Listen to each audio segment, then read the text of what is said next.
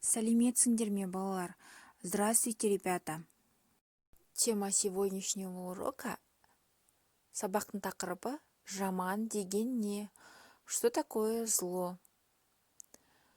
Мақсаты: тыңдалған мәтіннің мазмұнын түсінемін, суреттер көмегімен мәтін құрастырамын.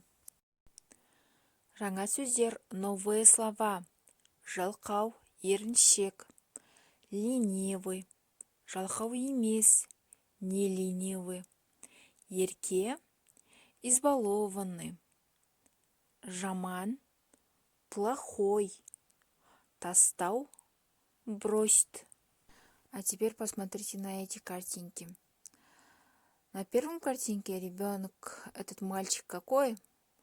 Он ленивый или трудяга? Да, он ленивый, потому что он ничего не делает. Он лежит со своим телефоном. Себебі бұл бала ештеңе жасамайды, шашылып жатыр. Телефонмен ойнап жатыр. Бұл жалқау бала, еріншек бала. Ал екінші суретте балалар не істеп жатыр? Бұл қандай бала? Он избалованный, да? Ол өте ерке бала. Үшінші суретте бұл қандай бала? Он какой мальчик? Он хороший или плохой? Он же мусор бросает. Не в мусорном ящике. Это правильный поступок? Нет, конечно. Он делает неправильно. Он плохой.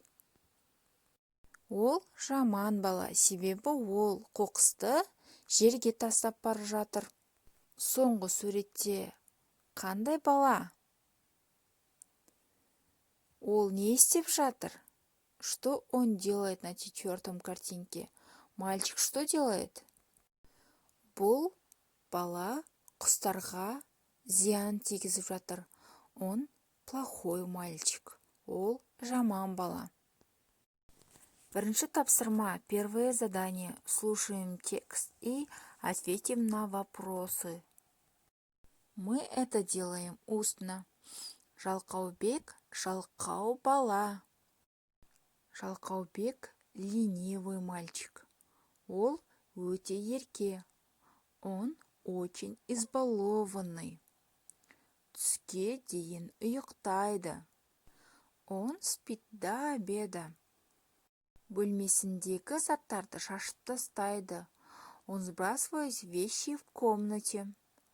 Ата-анасының тілін алмайды. Он не слушает родителей.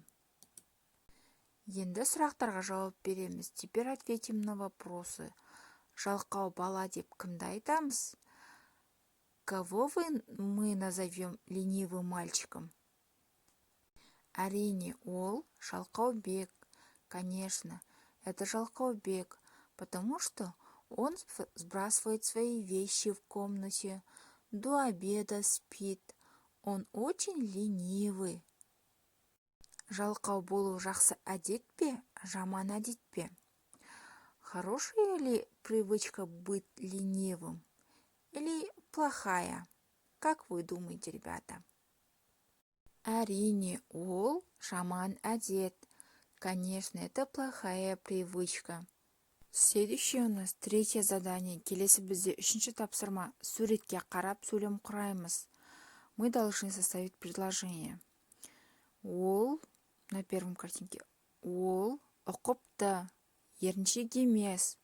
Она не ленивая.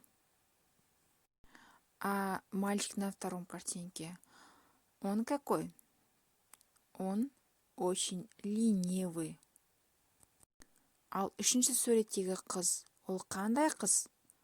Ол ерке қыз, она избалованная. А теперь это у нас письменная работа. Пишите в тетради, откройте тетради. Четвертое задание, төртінші тапсырма, 41-ші бет. Диаграмманы толықтырып жазамыз. Жаман адамның қандай қасиеттері бар? Какие качества есть у плохого человека? Плохой человек он какой? Жаман адамның қандай қасиеттері бар? Ол еріншек болады. Мысалға, мында еріншек деп жазылып тұр. Еріншек бұл ленивый. Еще какие качества есть у плохого человека? Пишите. Бүгінгі сабағымыз аяқталды. Сау болыңыздар, балалар. До свидания.